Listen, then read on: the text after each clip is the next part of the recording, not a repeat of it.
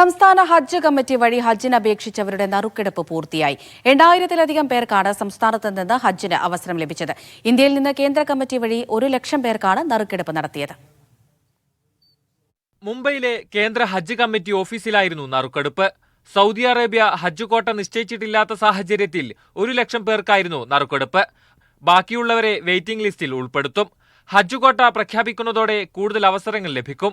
കേരളത്തിൽ നിന്ന് 8,530 പേർക്കാണ് അവസരം ലഭിച്ചത്.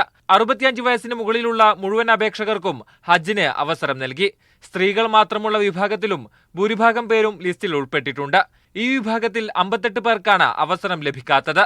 ഇവർക്ക് വെയിറ്റിംഗ് ലിസ്റ്റിൽ ആദ്യ പരിഗണന നൽകും. കഴിഞ്ഞ വർഷത്തെ കാത്തിരിപ്പ് പട്ടികയിലുള്ളവരെയും ഇത്തവണ പരിഗണിച്ചിട്ടില്ല. ഇവർക്ക് വെയിറ്റിംഗ് ലിസ്റ്റിൽ പരിഗണന നൽകും. യാത്രാ ചെലവിന്റെ ആദ്യ ഗഡു 1,52,300 രൂപ ഈ മാസം 20-നകം നൽകണം. നിശ്ചിത സമയത്തിനകം പണമടക്കാത്തവരുടെ അവസരം നഷ്ടപ്പെടും. ഹാജിമാർക്ക് നിർദ്ദേശങ്ങൾ നൽകാനായി ജില്ലാതലങ്ങളിൽ ട്രെയിനർമാരെ നിശ്ചയിച്ചിട്ടുണ്ട്. തീർത്ഥാടകർക്ക് ആവശ്യമായ മുഴുവൻ വിവരങ്ങളും ഹജ്ജ് കമ്മിറ്റിയുടെ വെബ്സൈറ്റിൽ ലഭ്യമാണ്.